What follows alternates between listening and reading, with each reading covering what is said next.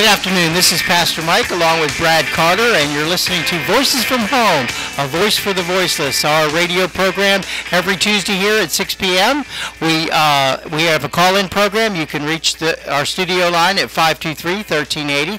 Today we have a discussion, and we have a bona fide homeless person here. I'm so excited today. Are you excited? We have our good friend, Reverend Cowboy Updegraft here. We have the most famous guy on the streets, the Right Reverend Joel Updegraft. Joel Updegraft is here, who will tell us a little bit about life on the streets. First of all, I just want to, before we get into talking to our guest, I want to give you a little update about this past week's been kind of exciting.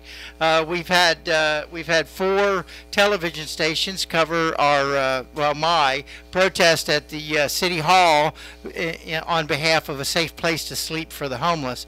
That was well attended and well covered by the media, except for the local paper, News Journal. They're so in the pocket of the of the local government, they don't want to say anything negative about what they're doing for the homeless. Well, so, a very good initiative.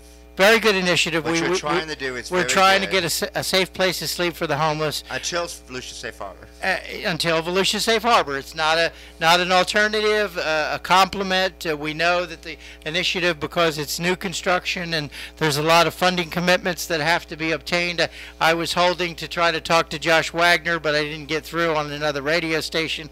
So we'll continue to talk to the county council and talk to the individual cities that surround the Volusia Safe Harbor site, which is going to be adjacent to Stuart Marchman Act out the Pine Grove facility out on Red John Road out on 92. So we're working towards that. I want to invite any interested parties who are interested in the shelter initiative to attend the Safe Harbor Working Committee meeting this Friday at 9 a.m. at City Hall. I just want to say, Mike, I know the work you're doing, and I totally support Shelter Can't Wait, because we need a shelter now. And we need some relief. I don't know exactly what how long Volusia Safe Harbor is going to take.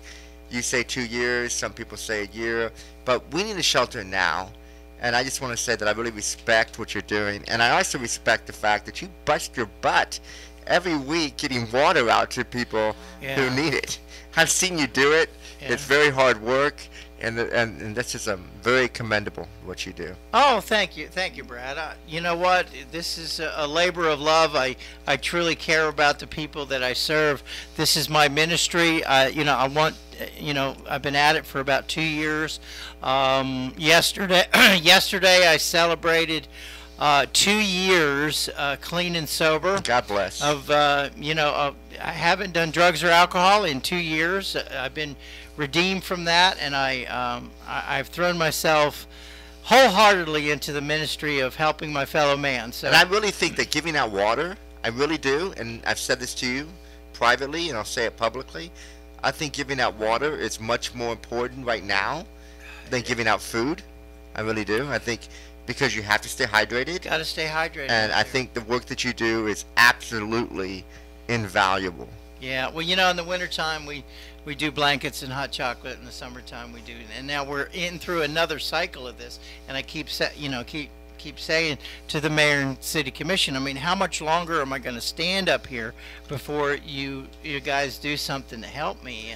And you know what? Everybody says, "Oh, you're wasting your time and all that." But I think I'm making an impact. Okay, you're definitely making an impact. The mayor, I can tell by how annoyed Mayor Derrick Henry is getting at me. Okay, so he just recently, at first he said, "Okay, I'll meet with you," and then he called me up and said, "No, I don't think there's any purpose in meeting with you, Pastor Mike." I don't think there's any city official or county official that doesn't know who you are. I hope that's a good thing, Brad. I really do. Okay, but this whole thing is, and I do my part to publicize the issue and bring it to the fore, to raise awareness All right, so that's what I like to do. In addition to all my other activities, ministry activities in feeding, giving out water, we gave a bunch of clothes this past Saturday, clean socks, bus passes, whatever we can do, depending on donations. And speaking of donations, if you'd like to donate to my ministry, you can go to DaytonaHomeless.com, and there's a PayPal link, and we Visa and MasterCard accepted. So Speaking of staying sober for 2 years, Yeah. we have a guest today We have a guest? who is one of my very dearest and best friends. Yeah, let's segue on the into that. street. Go ahead, Brad. And I know he's been homeless, sober for at least 2 years. The Right Reverend Joel Updegraff. How you doing, Not Joel? no right reverend, just reverend. That's good enough. A pastor or brother cowboy's good enough. Okay. That's fine. Yeah, I just got to say, the thing that really, the hardest part about being homeless is not being able to find food. Shelter is a problem, especially if it rains at night. It rains during the daytime, I can always go to the library. But when it rains at night, of course, I'm stuck out there in the rain. But the hard thing about it is the police. They are so ignorant about the law. They don't know that they're enforcing a law that don't even exist. The law states that a person can sleep on a bus bench. They will arrest you for it. No, they can't arrest you for it anymore. Well, they're not supposed to, but they will. And I've even quoted the law. I've showed it to them. The Schumann I said, ruling. look, it's right here. I said, it's right here on this paper. I'm showing you the ordinance, the city ordinance right here. And he says, well, I'll just get you for blocking the sidewalk then, because the bus bench is on the sidewalk. That is the most ignorant. I cannot stand police officers like that. Officer Killian, he got me one time for an open container. Okay, and that's fine. That's fine. But then he had to follow me to the store, stalked me to the store, and then trespass me off the property, and then follow me down the sidewalk, and then followed me all the way to the bus. Who are you talking about again? Officer Killian with the Daytona Beach Police Department. That's right, Officer Killian. Seth Killian. And I will tell you something else too.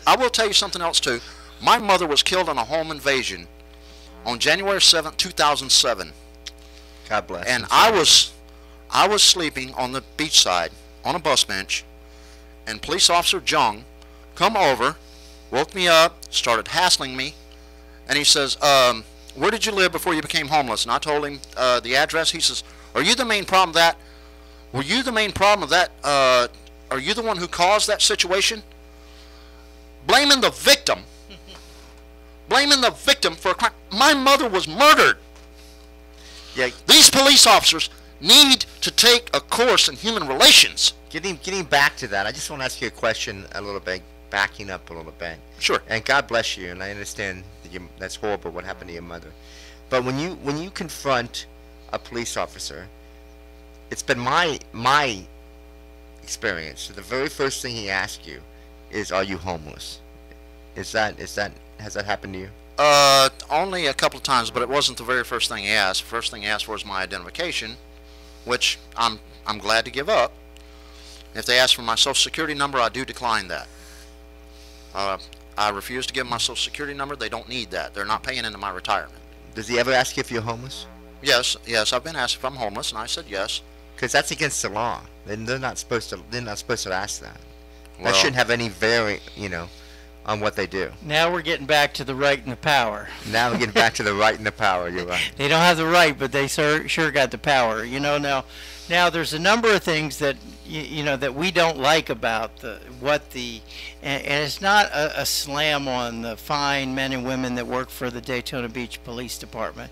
On the whole, they do a wonderful job. There's some individual things that we don't like about the way they treat the homeless, but you got to understand something is that Mike Chitwood is not the problem. Mike Chitwood is just a tool. He's a tool that is being used by the government, all right, to further their ends. So if you talk to about the city manager and the mayor and the city commission, if they didn't like some of the things that the police department is doing, they would step in. If Jim Deneen Yeah. told Mike Chitwood Yeah. to be nice to the homeless. No, no, no, no. You're talking about Jim Chisholm, Chisholm. Oh, who's the city city manager. City manager. Daytona Beach. Is that Jim Chisholm? Yes. If Chisholm told Mike Chitwood to be nice to the homeless, then Mike Chitwood would be nice to the homeless, because he's the guy that hires Mike Chitwood. He's the guy that, pays Mike Chitwood to do what he does. Yeah. So so Chief, if you're listening or you're having this taped for further review, I always get a little paranoid when I'm talking about the chief.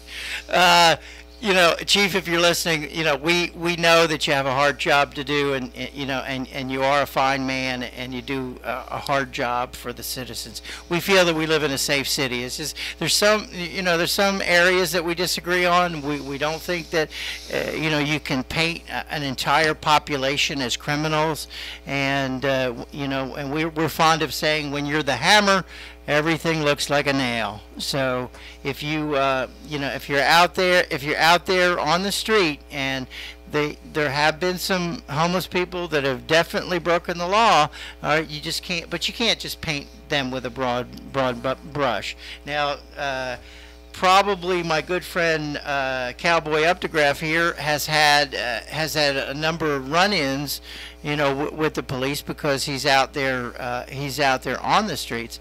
Not so much. Cowboy, how close have you slept to me and Mike Pastore before? Well, we've slept close together. You got to keep warm. But the book of Ecclesiastes in the Bible stop. says that you need a friend to keep you warm and to help you up when you fall. This is all anecdotes of life, life on the streets. Okay, and it's not fun sleeping on concrete. Especially with somebody. But let's talk about. Hey, Mike, especially when somebody's taking up half the space with their yoga mat and their double. Stop, Brad. Okay, here we go. Let me do a little housekeeping here. Hello, you're listening to Voices from Home, a voice for the voiceless. We're talking about the homeless situation in Volusia County, and more specifically in Daytona Beach. This is a call-in program. You can reach our studio line at 523-1380, 523-1380, right here on 1380 The Cat. Now we talk about a lot of things about police, criminalization of the homeless, the sleeping ordinance, and so on. But wouldn't you agree that if we had like I'm saying, I want a full tent, like 100-person, 100-bed disaster recovery tent at some location within the city limits. But even if we had a safe sleeping zone, how important do you think that would be, in alleviating the hassling by the police department? It'd be huge, I think.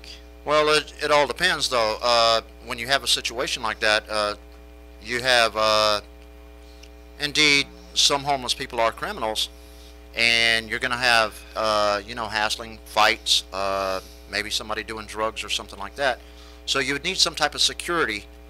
You need some type of security for something like that. Now, but just to go up and bust somebody for sleeping on a bus bench is against the law. It is against the law. Well, that's. I'm glad. Cowboy had recently spent 6 months in Akron, Ohio, and he's returned, and we're happy about that. We're actually talking to Joel. His name is Joel Updegraff. We're actually talking to Cowboy Updegraff here. I don't know what you call you half the time. I would like to see the ticket, though, from the guy that got busted on. Excuse me, Mike. But I would like to see the ticket, the guy that got busted on the bus bench for sleeping. All right, well, because that is illegal, and that's part of our. If he got just purely busted for sleeping, then the cop that did that. No, they can't write sleeping on the ticket. They can't do that. It had to be something else. They'll put trespassing. Or, had to be open container. Blocking the sidewalk. Yeah, I had a lady that was cited for sitting on the sidewalk, and we successfully got that overturned. All right, but anyway, I guess what I'm saying is that we're you haven't had a chance to fully digest my initiative is to have a safe zone for sleeping. Of course, we would have security. We would have supervision in the form of church members who would act as monitors, similar to it's just like the cold shelters, but year round. Absolutely. So that's what we're pushing for with these protests that say shelter can't wait, housing not handcuffs, beds not bars. We want to we want to advocate for better treatment of the homeless, and we're willing to go a little bit farther with some pushback. Okay, Brad and I were recently appointed to the Homeless Justice Committee of the American Civil Liberties Union, and had our first organizational meeting, and we are going to we're going to investigate. We don't have enough information collected to be able to bring some kind of action to whoever. It would, of course, it wouldn't be anybody individually, but it would be the city of Daytona Beach if we can establish that there's a persuasive pattern of of overreach and overarching abuse of power by the city through How many trespassing tickets well have been given let's out to homeless individuals? Okay, let's not. Macy's doesn't tell Gimbals here, so let's not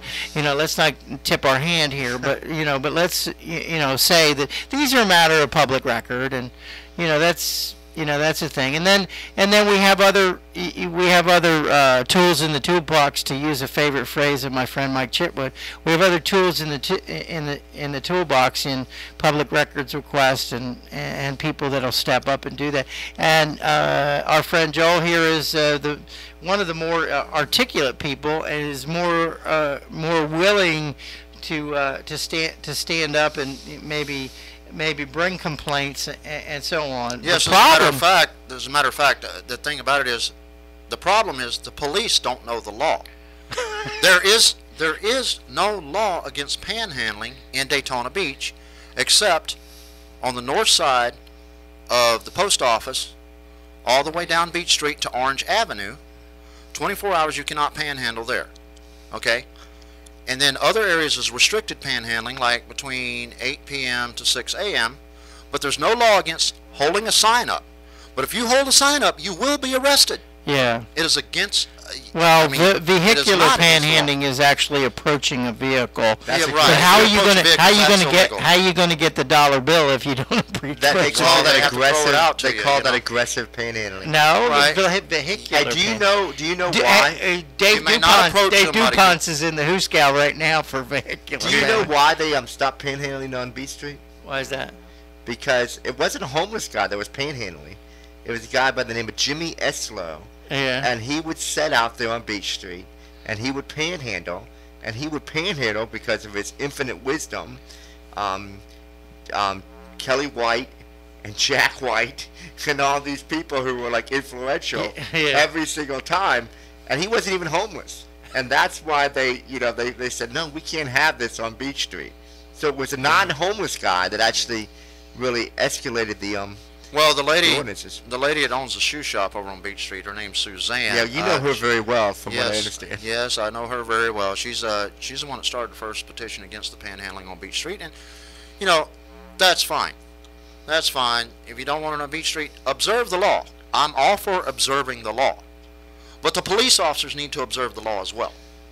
That's back to the right and the power. They might not have the right, but they do have the power. So until there's somebody that steps up and say, we want to challenge this, and you know what, we have had a brief sidebar with Judge Schumann at the last Safe Harbor meeting, and she says, well, the first problem is getting people to show up in court. You got to stand up for yourself. You got to show up in court, and I'll tell you, the judges are very sympathetic to what's going on with Judge Schumann, particularly. Some of the other judges, they'll just dismiss these things right and left. So many of these ordinances are unconstitutional. This cowboy has never not shown up for court. So many of these ordinances are so unconstitutional.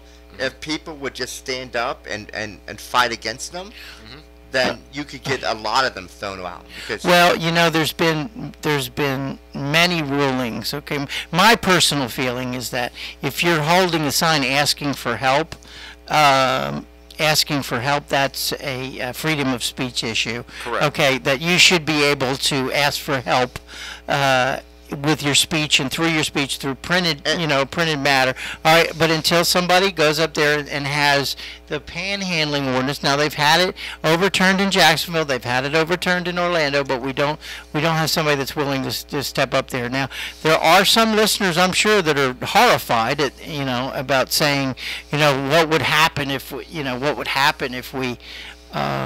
if we just let everybody panhandle. This is what happens. They hold up a sign, and the sign might say, God bless, right? Yeah, anything helps. Anything. God bless, I love you. Sure, in Akron, Ohio, they have to be licensed. I mean, they'll fingerprint them and give them take a photograph, and they have to wear an ID badge. I've seen this when I was in Akron, and they can hold up a sign all day long.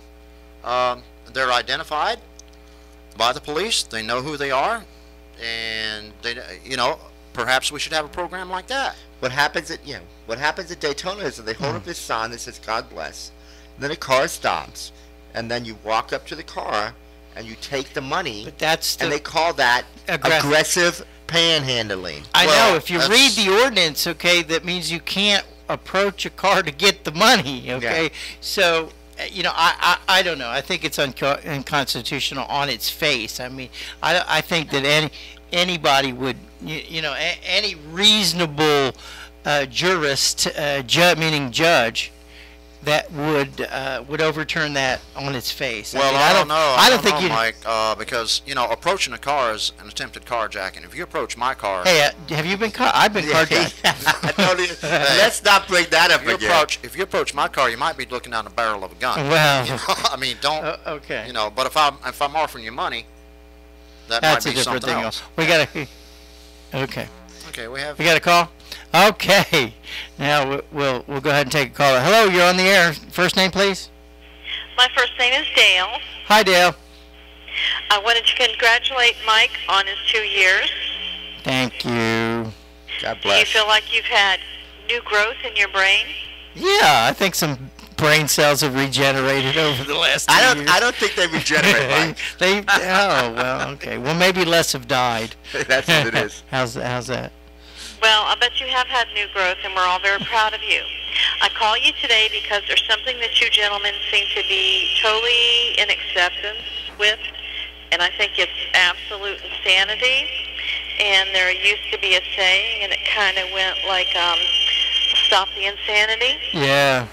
I'd Susan like to Powder. be able to say that more often, but I don't want to wear the hairdo to go with it.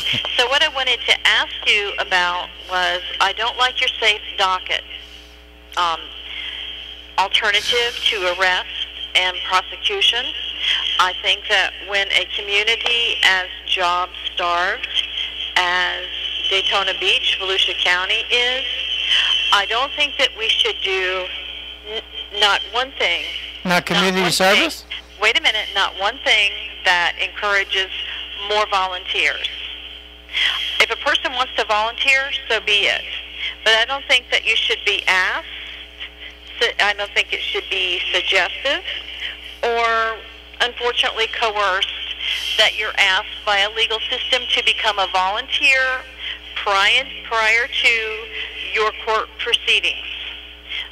If you're asked to do 20 hours of community service, typically valued at $10 an hour, I don't think your city has the right to ask you to do that. Most of the people that are repeatedly arrested are homeless due to whatever circumstance. They may have psychological disabilities, financial disabilities, physical disabilities, whatever the problem is. I think it's untypical to ask people to participate in the safe docket. Now, if a person is gainfully employed and has the money to pay you, Dale, can you turn the radio down because our studio engineer is telling us that you're echoing. If Sounds you turn really the radio, cool, kind of cool. Yeah. Okay. All right, Dale. That brings up a very good point, and Brad knows quite well that my position is that they say, oh, we'll just let you do community service. Well, you know what? Community service, if you impute that person's time at $10 an hour, which you just did, 20 hours of community service is $200 out of your pocket. So I think that being an indentured servant servant to the state is just wrong. We disagree on that. Well, we disagree on that, but well, they always have a right to refuse. And they have the right to refuse, and they can do 10 days in jail. And they can do 10 days in Gentlemen, jail. do you not understand that this conflict of interest is creating the reason why people are being over-arrested and arrested for wrongful reasons? Yeah, well then Goodwill would have to pay somebody to clean their bathrooms. How many people are processed in that courtroom every day, and they want 20 hours, so 100 people a day in 6 courtrooms? Well, That's one hell of a job for us, gentlemen. Yeah, it is. Dale, you know what happened is when I first heard about the Save Docket 4 years ago. I felt the same way you did. I said, no, we're not going to do the Save Docket because people who get arrested for sleeping shouldn't be penalized at all because sleeping's not a crime. And that's really apparently your area wants it to be a crime. Well, that's really but since 2008, they've not gotten you guys a shelter. So sleeping is a crime. Guess what? They're making it a crime. But Dale, that's really what got the sleeping ordinance overturned. Was because of that. Yeah, but they're still filling our courtrooms with the same people and the same tickets. Let's take some people that I know that the loop of us, we know them well enough. Let's look at some of the people who are arrested repeatedly, almost on a monthly basis, if not twice a month. But if you get For the arrested, same thing. Dale, These if you are get people arrested, who are mentally incompetent and shouldn't be arrested in the first place, much less processed in a courtroom to agree to other things. Dale, not only that, but it's because the police do not know the law. That's what I'm trying to say. They are using the law for If their you get financial arrested, advantage. though, They're if you arresting get people they arrested, shouldn't be arresting. Dale, if you get arrested for an open container, right? And that, a lot of people get arrested for an open container. That's breaking the law. Now you can either get a $200. It's not breaking to a law. It's not breaking It the law. is breaking the law because nobody can drink. To a person Nobody who is can not drink in competent to be in that public. courtroom, they're not breaking the law. That's nobody. Well, can they drink would in have public. to. Yeah. Dale, I know where you're going with this.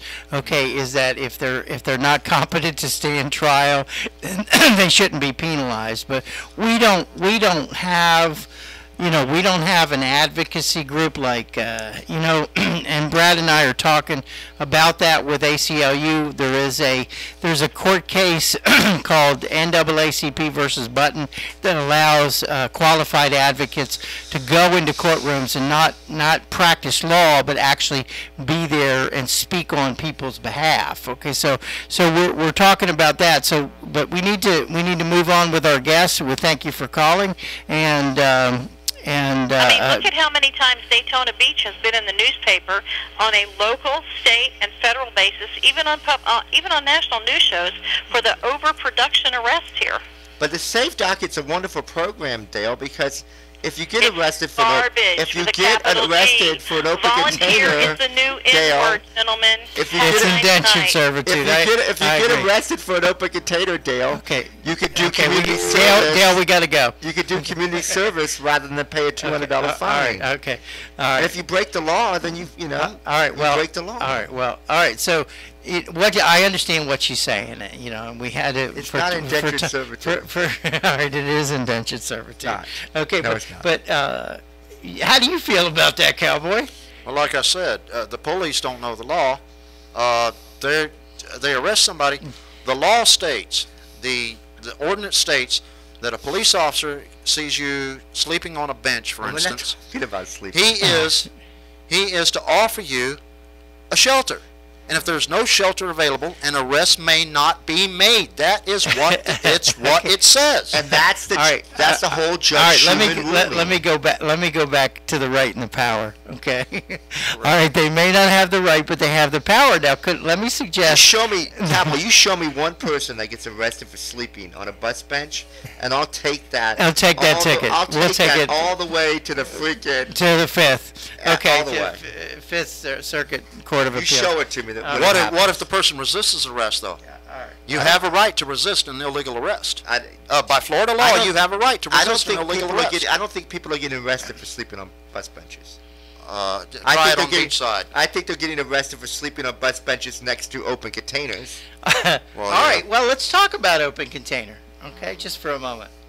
And one of the things that I do as a pastor and as a minister, when I don't hear from, I don't see certain individuals, I go to Daytona Mugshots, and right now a good friend of ours, David Dupont, is in jail for vehicular panhandling. Another friend of ours, Kenny Cothran, is in jail for open container. And also Vicky Andronopoulos is in jail for open container and trespassing. That's where she's at. So we do, this is now here's where Brad and I are in sync with. Just think of the money, okay, that's being spent. I saw a guy get arrested in front of the J store for open container, right? And they had 2 police officers, and the guy was in a wheelchair. So think of what's got to happen. They got to take the guy out of his wheelchair. They've got to put him in the back of the police car. They got to put the wheelchair in the trunk of the car. So this takes 2 people. So then they got to transport him, or call the paddy wagon. But most of the time they just transport him to the jail. So this is multiple, hundreds of dollars to effect this arrest, and this is just a revolving door of things like this. Now the guy wheeled his wheelchair into the J store, and he didn't want to wheel very far before he wanted to suck down that beer. And I'm not saying that they shouldn't be arrested for that, or they shouldn't, it shouldn't be against the law, that it's an ordinance that doesn't need to be enforced. But but wouldn't you think that it would be just as harmful to the guy if you just poured his cold beer out on the sidewalk? I mean, he'd probably feel more punished by that. He'd really get mad about that.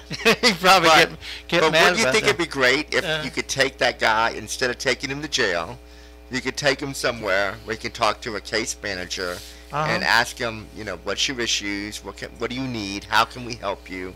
Wouldn't that be much better than taking that guy to jail or giving that guy a ticket? He's going to be out the next day.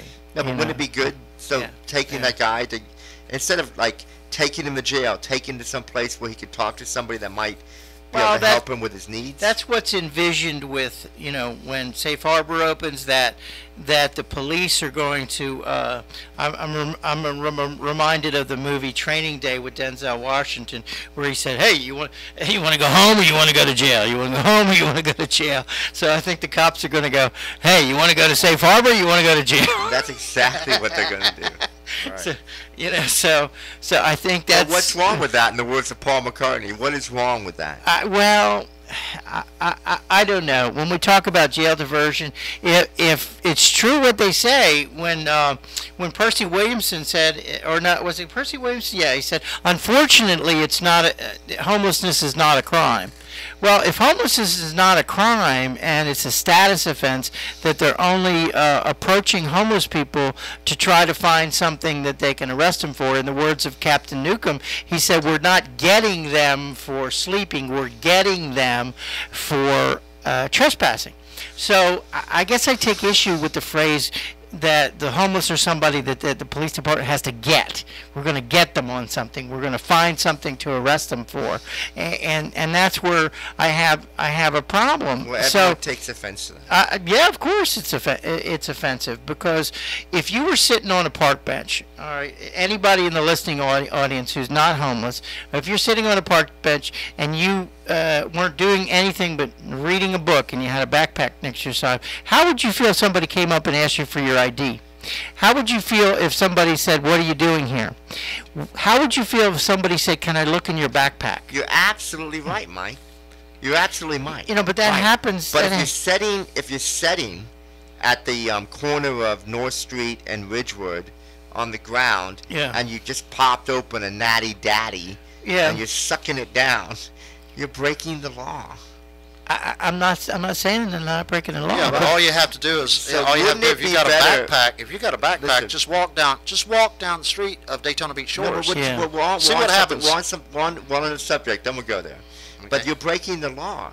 So wouldn't it be better to take somebody who's breaking the law rather than take them to jail and get Pour it them a out. criminal record and getting them fines and whatever court costs and whatever they got to Which go they're not through, going to pay anyway. rather than taking them to jail, taking someplace where they could talk to a caseworker and say, listen, do you need some help? Can we help you? Is there some way we can? Wouldn't it be better to do that? Well, they had to take them out to safe harbor. Wouldn't that be a good? Wouldn't Take that them be, out to safe. Well, here's the problem out in Pinellas. All right, what they've had is they've had people that have been asked that same question. Do you want to go to safe harbor? Do you want to go to safe harbor? You want to go to jail? Well, you know what the trend is now is that they want to go to jail. Because they're going to get out the next day and they're going to get a bus pass. Well, they're going to get out the next day and lose safe harbor. No one says you got to stay there. You don't got to stay there. Well, I guess I have an issue with this.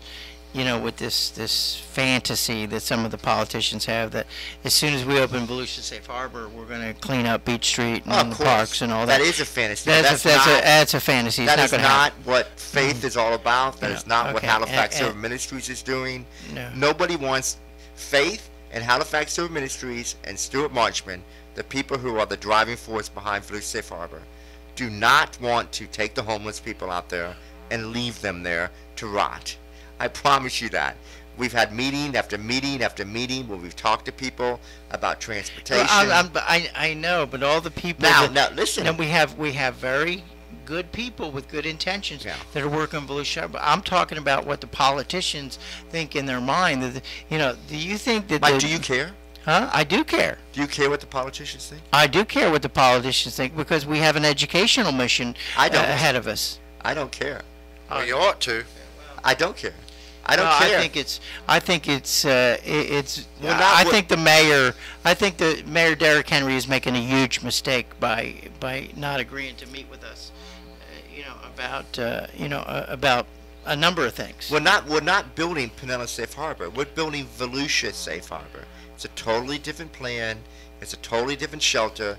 It's not jail diversion. Well, It's wait a more minute. social service than it is jail diversion. Didn't we just talk about? Do you want to go to jail? Do you want to go to Volusia Safe Well, Harbor? there Or is you going want to to be go a to jail jail? diversion aspect, but it's more social service than it is jail diversion. Mike, it's not Pinellas Safe Harbor. Well, if you have I guess the that- Chamber of Commerce has to change their wording on their I resolution guess of they support. better. Okay. Well, if you have that, Because at they're least only you- supporting it unless it's a jail diversion program. At least you can offer a homeless person a place to stay if you have Volusia Safe Harbor. And you can offer them a place to stay, and then if they refuse, then the police may make an arrest. If you get Michael Pastore's safe zone, which I'm 100% in favor of, Uh-huh.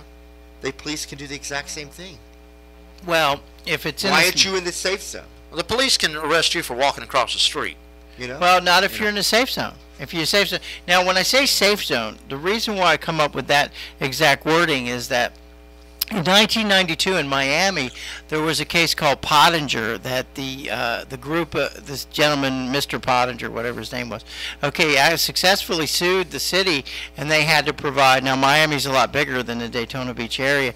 They had to provide two safe zones And where then they did where away they with could them. go and legally camp and legally be without fear of arrest for really anything. I don't know if it was a wet zone or it was a semi-dry zone or it was a whatever. And then they did away with them when they built the. Well, homeless they did assistance. away with them because they were not necessary anymore because that was the catalyst to build the shelters, and they did that in Miami, and it worked out real well. Did it? It was successful? Very successful. Very successful. Miami, Good. well, Miami actually has the most reliable source of funding. They call it the Homeless Trust, and they successfully got a 1% food and beverage tax, and that money flows right into the Homeless Trust, and the Homeless Trust runs the shelters and all that. Now they're talking about doing that in Volusia County, not just for the homeless, not for the homeless shelter, but also for the domestic violence shelter. So That's the way it works in Miami too. the way it works in Miami. Okay, so we'll see. I personally I'm not in favor of new taxes for anything. I just don't. I think the Volusia County with $665 million annual budget, and the county councilmen are gleefully rubbing their hands about, how we got a tax increase because the property values went up in Volusia County. They're just salivating on the amount of new money that they can spend. So, here I am looking at a county like this who's buying motels for off-beach parking in the beach driving zone. It just makes no sense. And the county manager wants to buy property for a boardwalk and all this stuff. I said, wait a minute, hold, like Sam Donaldson used to do at the press conferences. He used to say, hold on, Mr. President. I'd say, hold on, Mr. Deneen, wait a minute. All right, let's look at the real needs in this county, which would be the homeless. I personally think that the county should foot the whole bill. Mike, I love you. I do. I really do. You should. You're like one of my best friends, and I love you a lot.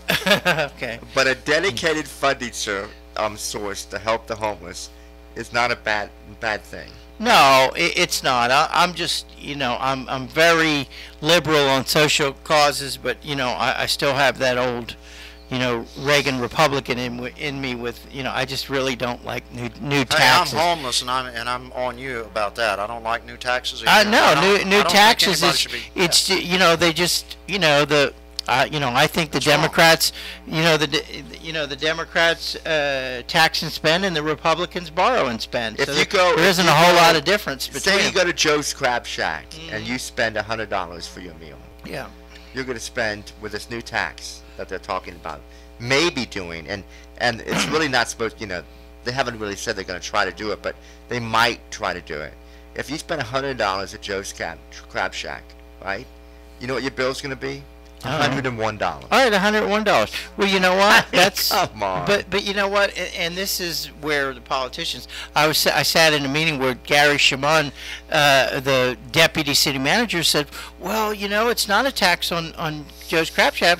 They just collect the tax." Okay, and remit it to the state. Well, you know what? That argument could be due. All the IRS does is collect. Let me just point this out. This is just an idea that's being floated around. It's not an idea that is actively being pursued with Volusia Safe Harbor. So let's not say Volusia Safe Harbor is going to ask for a new tax. I just said I'm just not in favor. I'm not in favor around. of new taxes. I think the county. Right. I think we have enough tax money. I think that I think that in the budget negotiations, there was a recent letter to the editor. But it's not even an issue yet, Mike. Why don't we wait till it becomes an issue? Wait a minute. What an issue is that in Daytona Beach and at the county level, there's budget negotiations going along. Okay, now if the population was just as involved and animated and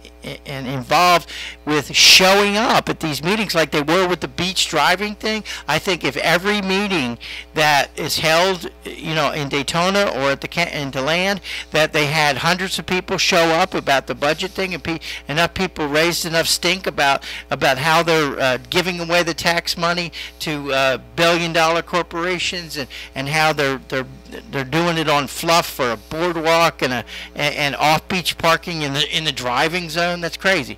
All right, if they just had that same level of involvement, I think the politicians would take notice. Well, what I'm just saying is that let's not get crazy. No one's asking for a new tax for Volusia Safe Harbor. Not yet. All right, so let's not just say that, let's not come out against it till someone actually asks for it. Well, you know what's interesting? Let me tell you something.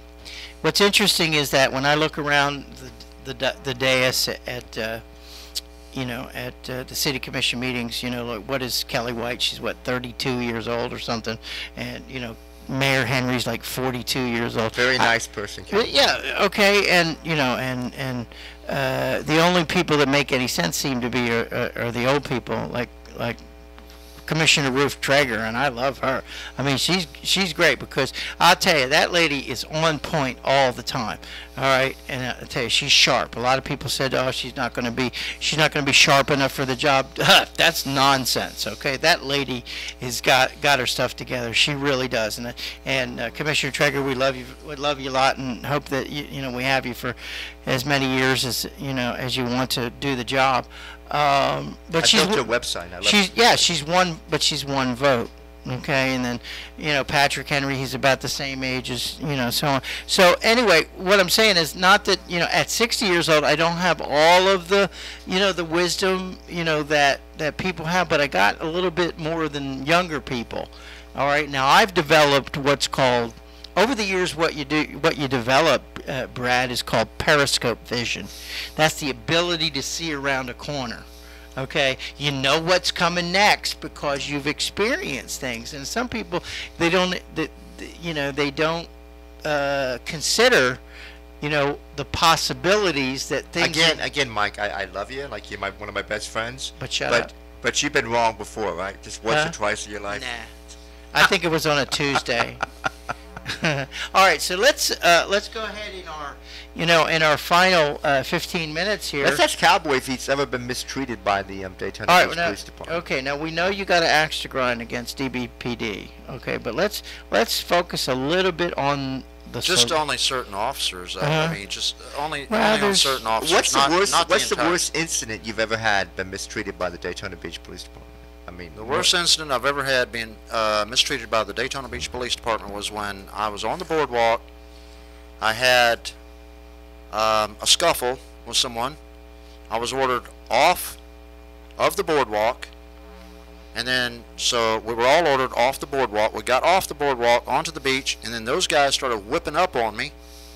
And when I was able to fight my way out of it, and I come back and I yelled for the police help, he says, "Get on up here, get on up here." So I came on back up on the boardwalk, and then he arrested me for trespass after warning. That is, I think that's the worst. That's the worst incident I've had with the Daytona Beach Police Department. Wow.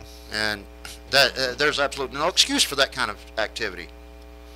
And I had another police officer try something like that another time. He told me to get off the Valero station property. So I went over to the bus property, to the Voltran station, and then he yells out at me, "Hey, come over here." I says, "Are you ordering me back on a property you just ordered me off of?" Oh, and then he backed off.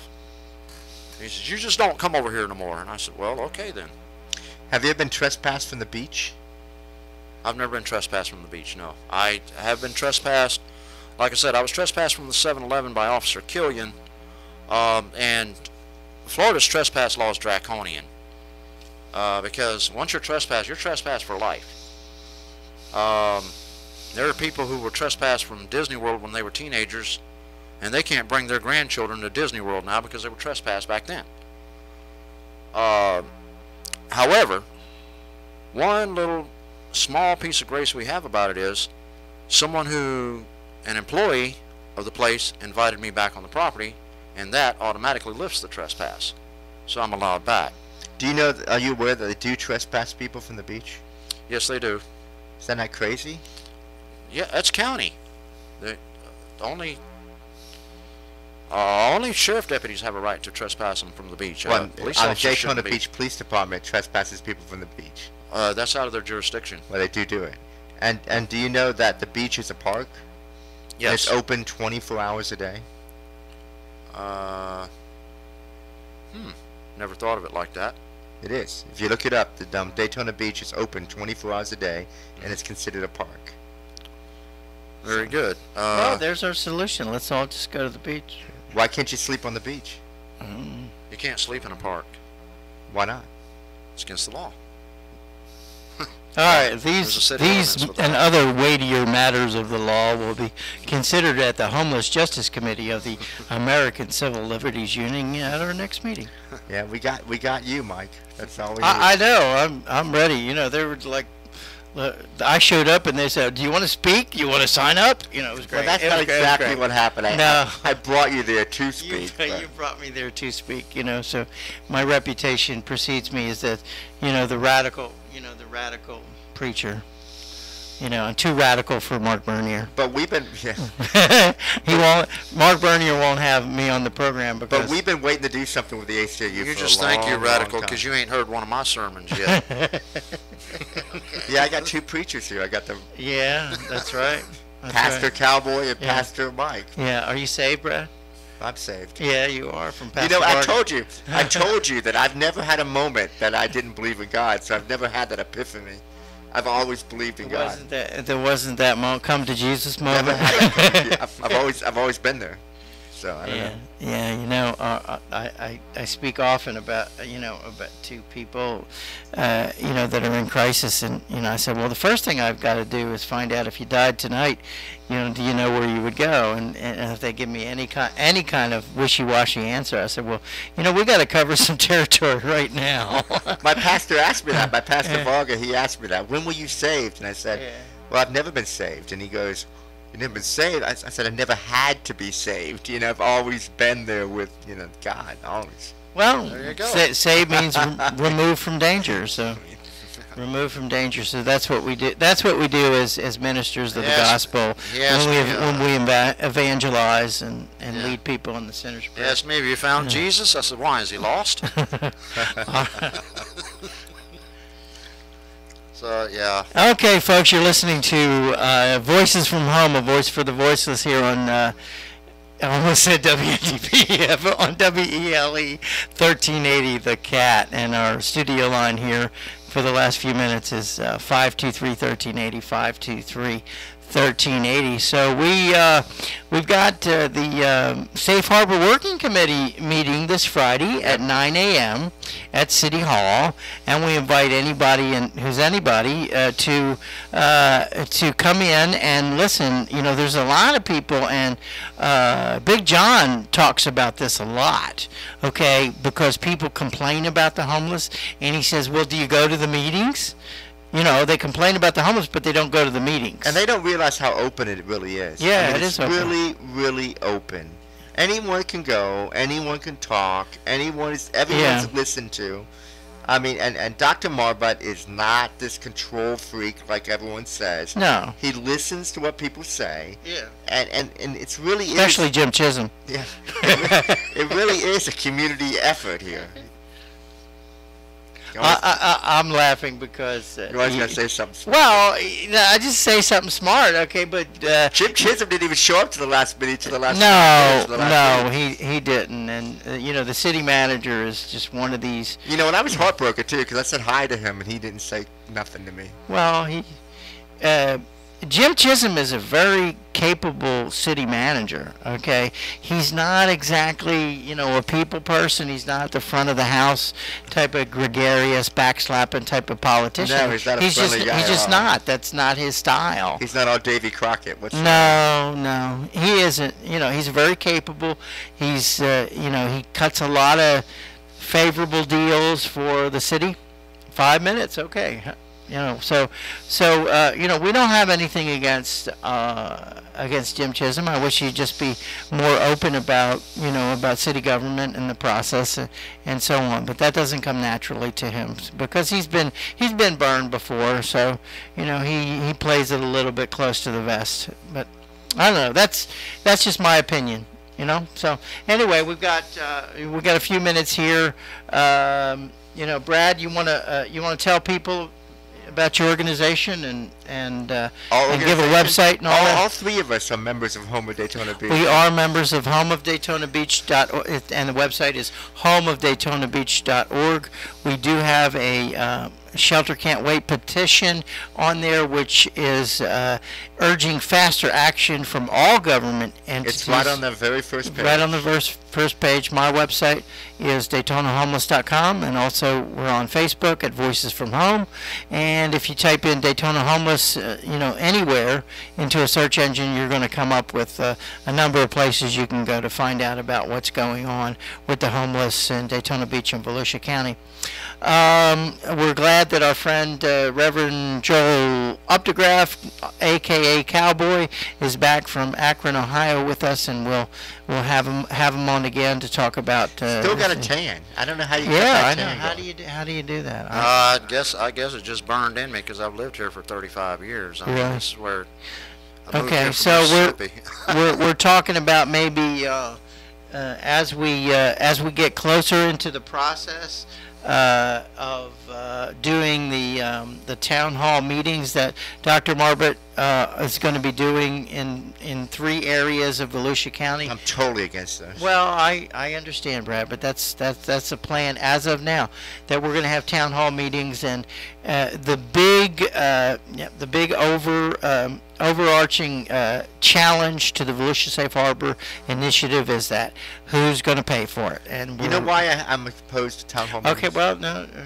Well, Okay, go ahead. You're opposed to it? because- Because only the people that are against it show up. Exactly. Nobody who's for it's going to show up. Only Okay, the people well, you that are got to listen against to it the are gonna good and show the up. good and the bad, but that's where, that's where the politicians are going to go. They're going to go with the public sentiment, and the public sentiment. But that's not always the public sentiment. I mean, you might have 90% Okay, of the all people right. who Tell me about the silent majority, you Brad. might have the silent majority who's for it, and just the few that come out and make enough noise that are against it. They're the ones that get the. All right. Well, in the future, I want to ask I can't pronounce his last name, but the mayor of Deltona, who's very, very adamant that Deltona's not going to put up 320,000.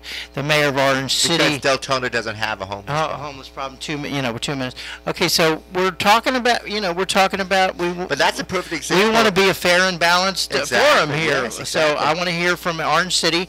DeLand has recently said they're going to ask the county to do a straw poll or a census or something of the surrounding cities to see if there's sufficient support for Volusia Safe Harbor to move forward. Josh was just on the